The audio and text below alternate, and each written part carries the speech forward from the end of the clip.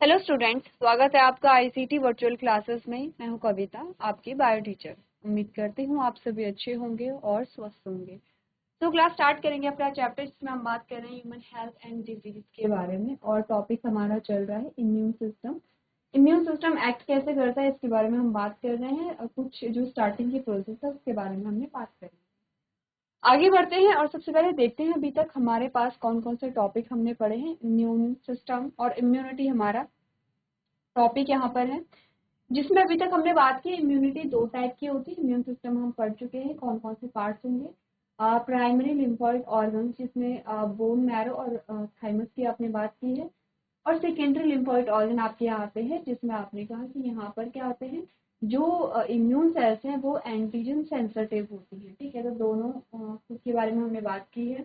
हमने कहा हमारा इम्यून सिस्टम हमें इम्यूनिटी प्रोवाइड करता है, जो दो टाइप की होती है। सबसे पहले हमने इनेट इम्यूनिटी के बारे में बात की है, जो होती है जिसमें आते हैं आपके फिजिकल बैरियर, जैसे स्किन आपका आता है। फिजियोलॉजिकल बैरियर, जिसमें हाइड्रोक्लोरिक एसिड और लाइसोजाइम आता है। सेलुलर बैरियर, जिनमें मैक्रोफेज और न्यूट्रोफिल्स आते हैं, जिसके बारे में हमने प्रीवियस लेक्चर में यहाँ पे बात की है। ठीक है, अब ये जो मैक्रोफेज है और न्यूट्रोफिल्स हैं, ये किसके टाइप्स हैं? यहाँ पर हमने कहा ये हमारे पास टाइप्स आते हैं WBC के, यानी कि white blood cells. Second type की जो इम्यूनिटी हमारी आती है वो है एक्वायर्ड इम्यूनिटी। प्रीवियस लेक्चर में हमने समझा था यहाँ पे मैक्रोफेज और न्यूट्रोफिल्स कैसे काम करते हैं, और एक्वायर्ड इम्यूनिटी जो है वो आपकी कैसे एक्टिवेट होती है। तो सबसे पहले हम जाएंगे थोड़ा सा WBC और उसके डिफरेंट टाइप्स की जो हमारे पास सेल्स आते हैं उसमें जाएंगे। हमने कहा WBC जो है वो दो टाइप का होता है मेनली, एक ग्रैन्युलोसाइट और ग्रैन्युलोसाइट। ठीक है, एक ग्रैन्युलोसाइट जिसमें दो टाइप के हम यहाँ पे सेल्स देखेंगे, मोनोसाइट होती हैं और लिम्फोसाइट होती हैं। ठीक है, मोनोसाइट मैक्रोफेजेस को यहाँ पे क्या करेंगे, प्रोड्यूस करेंगे, वही मैक्रोफेज जिसके बारे में हमने कहा था कि इनेट इम्यूनिटी के क्या है, पार्ट है। तो मैक्रोफेज बेसिकली इनेट इम्यूनिटी का टाइप होगा। ठीक है, लिम्फोसाइट जो है वो दो टाइप के होंगे, बी लिम्फोसाइट और टी लिम्फोसाइट, और ये आपके एक्वायर्ड इम्यूनिटी में आते हैं। तो एक्चुअली में ये चीजें आपको समझनी होंगी। एक्चुअली में हमारे बॉडी में जो इम्यून सिस्टम है, जो इम्यून सेल्स हैं, वो बन वहीं से रही हैं, लेकिन कुछ ऐसी सेल्स होती हैं जो हमारे पास फ्रॉम बर्थ होती है, जन्म से होती है। कुछ ऐसी सेल्स हैं जो बाद में यहाँ पे क्या होती है, इवॉल्व होती है। इतनी बात क्लियर है यहाँ पे? देखिए, अब हमने बात की है यहाँ पर किसके बारे में, एक ग्रैन्युलोसाइट के बारे में, जिसमें हमने कहा दो टाइप का होता है, मोनोसाइट है यहाँ पे और लिम्फोसाइट है। मोनोसाइट क्या बनाता है, मैक्रोफेज बनाएगा। लिम्फोसाइट दो टाइप का होता है, बी लिम्फोसाइट, टी लिम्फोसाइट, जिनके बारे में हमने कुछ बातें कर ली हैं। आपने टाइप्स ऑफ टी लिम्फोसाइट भी यहाँ पे देख लिया है। बी लिम्फोसाइट और टी लिम्फोसाइट के बारे में बात करें तो बी लिम्फोसाइट बोन मैरो में ही बनता भी है, मेच्योर भी, तो टी लिम्फोसाइट बोन मैरो में बनता है, लेकिन मेच्योर कहाँ पर होगा, यहाँ पे थाइमस में होगा। क्लियर है?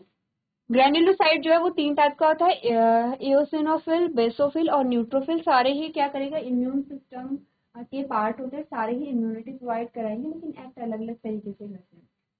हमने प्रीवियस लेक्चर में देखा था कि जो मैक्रोफेज है और जो आपके न्यूट्रोफिल है, दोनों ही इनेट इम्यूनिटी के क्या है, टाइप है, और दोनों एक्ट कैसे करते हैं इसके बारे में भी हमने यहाँ पे बात की थी। तो एक बार आप लोग इसको, ये जो चार्ट है, इसे एक बार रिवाइज कर लेंगे।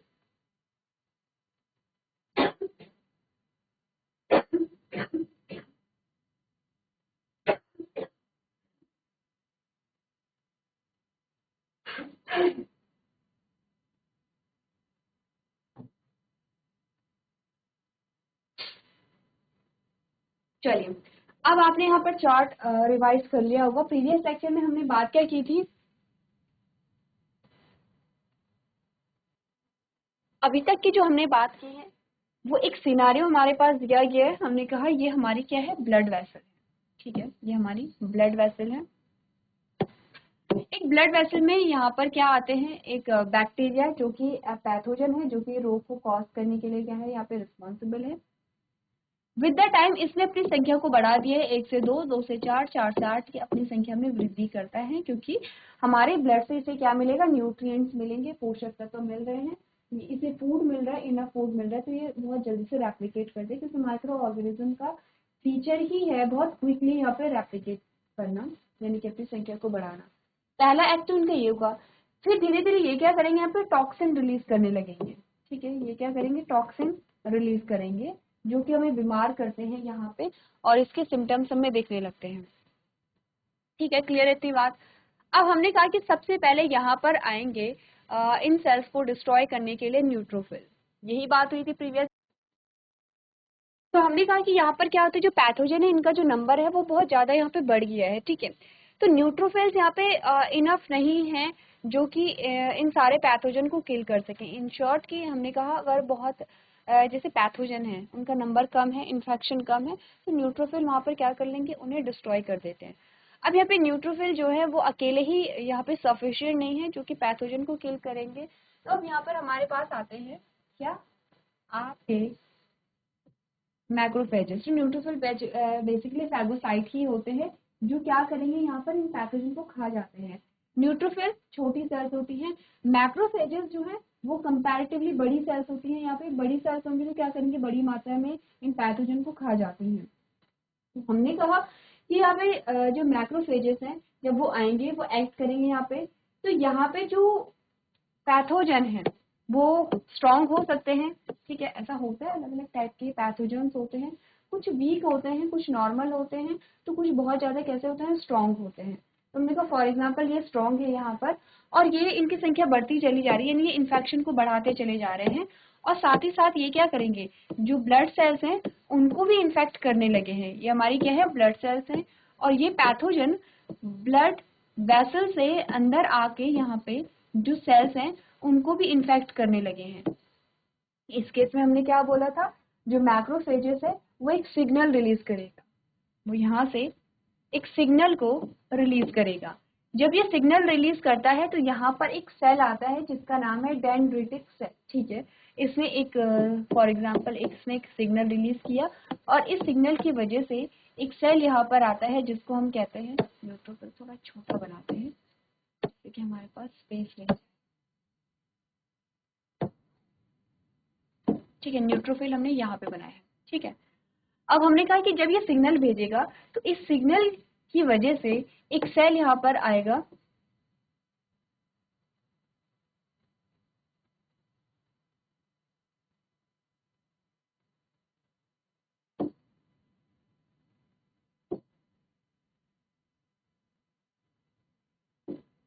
एक सिग्नल हमारे पास यहाँ पर एक सेल यहाँ पर आएगा आफ्टर सिग्नल। जब मैक्रोफेज एक सिग्नल भेजेगा तो यहाँ पे एक सेल आता है, इस सेल का नाम होता है डेंड्रिटिक सेल, क्योंकि इसके जो आर्म्स होते हैं वो डेंड्राइट सेल जैसे होते हैं। अब ये बात भी हम प्रीवियस लेक्चर में कर चुके हैं कि इसको हम क्या बोलेंगे, डेंड्रिटिक सेल बोलेंगे। और इसको हम क्या कहते हैं, यहाँ पर ब्रेन ऑफ इम्यून सेल्स भी कहते हैं। अब ये डेंड्रिटिक सेल का एक फीचर है, आपको ध्यान रखना है कि हर एक सेल पे एंटीजन लगे होते हैं। तो हमारे जो ह्यूमन सेल है उस पे भी सेल्स लगे एंटीजन लगे होंगे, इस पे भी एंटीजन लगे होंगे। हमारी जो सेल्स होती हैं उन पे जो एंटीजन लगे होते हैं वो कौन होते हैं, MHC फर्स्ट होता है।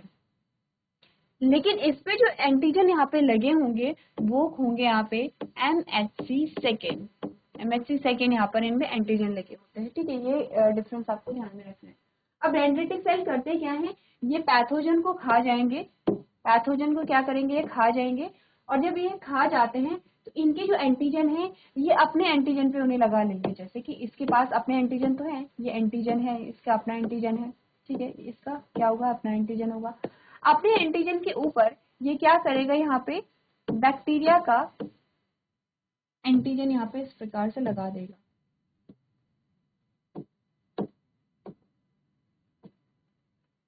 ये क्या करेगा, बैक्टीरिया का एंटीजन यहाँ पे लगा लेगा। ऐसा क्यों होता है इसके बारे में हम आगे बात करेंगे।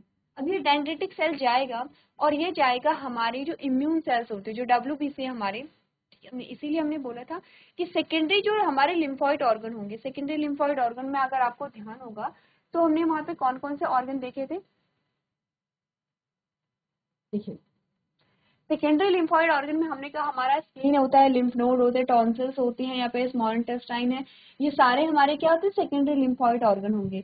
अब क्योंकि हमारे सेकेंडरी लिम्फॉइड ऑर्गन में हमारे क्या होंगे, इम्यून सेल्स होंगी, वहां पर आपकी जो लिम्फोसाइट्स हैं वो होंगी वहां पर। और ये जो आपकी डेंड्रिटिक सेल्स है ये जाएगा आपके WBC के पास, यानी कि आपके व्हाइट ब्लड सेल्स के पास, ठीक है। व्हाइट ब्लड सेल्स के पास जाते हैं तो इसका फंक्शन क्या होगा। अब आते हैं वापस से यहाँ पे, यहाँ तक की बात हमने कर ली कि मैक्रोफेज ने क्या किया है, न्यूट्रोफिल ने क्या किया है। ये हमारी इनेट इम्यूनिटी के पार्ट है, ये हमारे ब्लड में रहते हैं और जैसे ही छोटा मोटा कोई इन्फेक्शन होता है तो ये एक्ट करते हैं।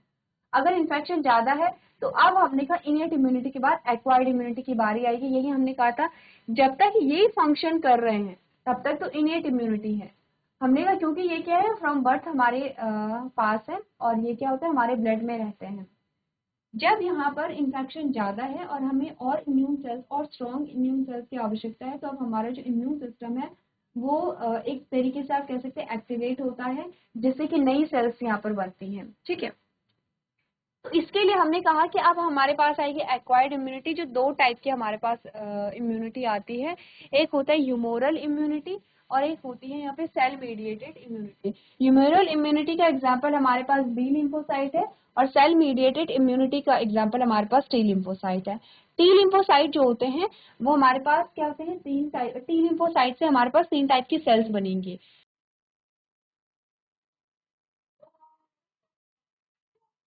चलिए, तो हमने यहाँ पे बात की, हमने कहा जो हमारी डेंड्रिटिक सेल है वो आएगी टी लिम्फोसाइट के पास। ठीक है, ये डेंड्रिटिक सेल है। इस डेंड्रिटिक सेल के पास ये अपना एंटीजन तो होगा,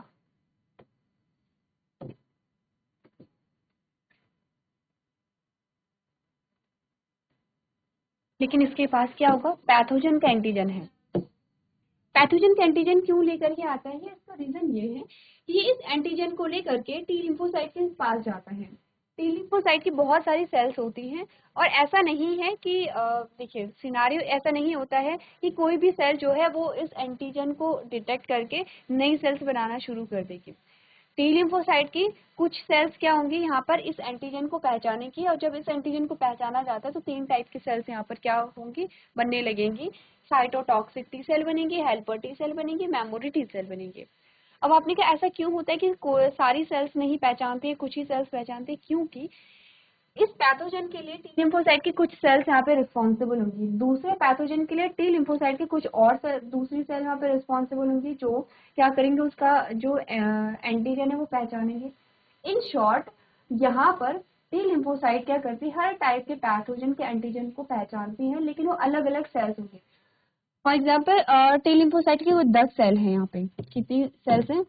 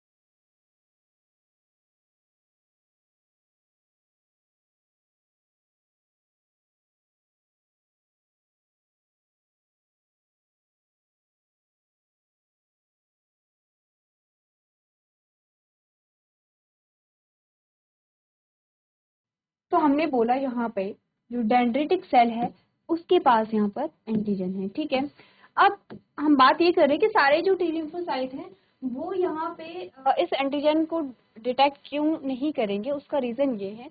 हमने कहा फॉर एग्जाम्पल 10 हमारे पास जो लिम्फोसाइट है वो 10 लिम्फोसाइट है। 10 एक नंबर नहीं है, हम जस्ट एक क्या कर रहे हैं यहाँ पे एज्यूम कर रहे हैं चीजों को समझने के लिए। तो हमने कहा कि फॉर एग्जाम्पल यहाँ पे क्या है, यहाँ पे 10 जो लिम्फोसाइट है वो है।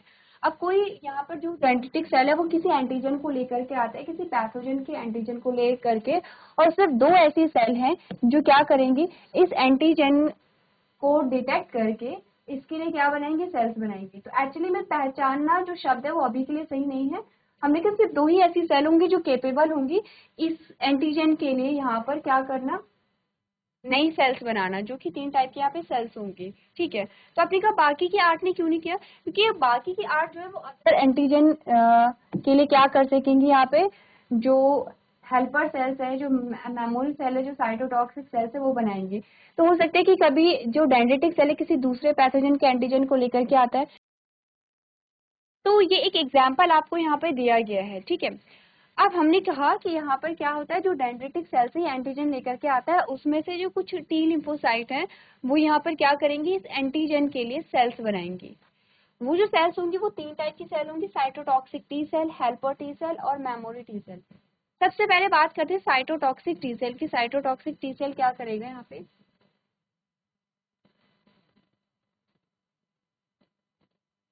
साइटोटॉक्सिक टी सेल यहाँ पर आएगा और सबसे पहले सेल है, क्योंकि फॉर यहाँ पर अगर आपने कहा कि जो पैथोजन है उनका नंबर बड़ी है तो ये क्या करेगा, इस सेल को इन्फेक्ट कर देगा। इस सेल से और सेल्स यहाँ पे जुड़ी हुई होंगी। तो अब साइटोटॉक्सिक टी सेल्स इस पूरी सेल को यहाँ पे डिस्ट्रॉय या डाइजेस्ट कर देगा। ऐसा क्यों होता है, ऐसा इसलिए होता है क्योंकि आपने कहा कि इस सेल्स में इन्फेक्शन ज्यादा हो गया है। अब ये जो इन्फेक्शन है इस सेल से इस सेल में ना जाए, इसकी वजह से जितने भी यहाँ पे इन्फेक्टेड सेल्स होती हैं जिनमें ज्यादा इन्फेक्शन हो गया है उनको डिस्ट्रॉय कर दिया जाता है। किसका काम है ये, आपने कहा साइटोटॉक्सिक टी सेल का काम है, ठीक है। अब आते हैं आगे, जो आपकी मेमोरी टी सेल होती हैं यहाँ पर ये पैथोजन को किल नहीं करती हैं, इनका काम कुछ और होता है। सबसे पहले आएंगे हम हेल्पर टी सेल पे। हमने कहा हेल्पर टी सेल जाती है यहाँ पे बी लिम्फोसाइट पे, और बी लिम्फोसाइट पे जब जाती है तो ये सेम एंटीजन लेकर के जाएंगे, ठीक है। बी लिम्फोसाइट में भी ऐसा ही होगा कि बी लिम्फोसाइट के कुछ सेल्स जो होंगे वो एंटीजन के अकॉर्डिंग यहाँ पे सेल्स बनाती हैं। 2 टाइप के यहाँ पे सेल बनेंगे। कौन कौन से सेल बनेंगे, हमने कहा यहाँ पर बनती है प्लाज्मा सेल और दूसरी बनेगी मेमोरी बी सेल, ठीक है। कंफ्यूज नहीं करना, ये मेमोरी टी सेल है, ये टी सेल मेमोरी है, मेमोरी टी सेल है, और ये क्या है, मेमोरी बी सेल है। अब हमने कहा कि यहाँ पे क्या होगा, बी लिम्फोसाइट के कुछ सेल्स होंगे जो वहाँ पे एंटीजन के अकॉर्डिंग 2 टाइप के सेल बनाएंगे, प्लाज्मा सेल और मेमोरी बी सेल। ये प्लाज्मा सेल बहुत सारे प्रोटीनीय स्ट्रक्चर बनाते हैं। हो सकता है आपको ये जो स्ट्रक्चर है इनकी जो यहाँ पे शेप है वो आपको समझ आए, कुछ इस प्रकार की। आपने पहले ये स्ट्रक्चर देखे होंगे, इनका नाम है यहाँ पे एंटीबॉडी, ठीक है। क्या नाम है, एंटीबॉडीज। तो प्लाज्मा सेल बेसिकली क्या बनाएंगे, एंटीबॉडीज बनाएंगे। अब हमने ये चीज भी कही थी कि एंटीबॉडीज ऐसा नहीं कि एंटीबॉडीज बन गई तो सारे पैथोजन के लिए यही एंटीबॉडीज है। डिफरेंट टाइप्स के पैथोजन के लिए डिफरेंट टाइप्स के एंटीबॉडीज होती हैं, क्योंकि हमें पता है कि बी लिम्फोसाइट की जो सेल्स हैं उन्होंने जो प्लाज्मा सेल और मेमोरी सेल बनाए हैं वो इस पैथोजन की एंटीजन के अकॉर्डिंग बनाए हैं। तो ऐसे ही हमारे पास अलग अलग पैथोजन के लिए क्या बनेंगे, अलग अलग एंटीबॉडीज बनेंगे। तो नेक्स्ट लेक्चर में हम बात करेंगे कि एंटीबॉडीज जब बन गई हैं तो आगे की जो फर्दर प्रोसेस होती है वो क्या होती है, क्या काम होता है एंटीबॉडीज का। यहाँ पे एक बार आप लोग इसे घर से पढ़ के लेकर के आएंगे। तो आज के सेशन में हम इतना ही पढ़ेंगे। अभी तक क्लास में बने रहने के लिए आप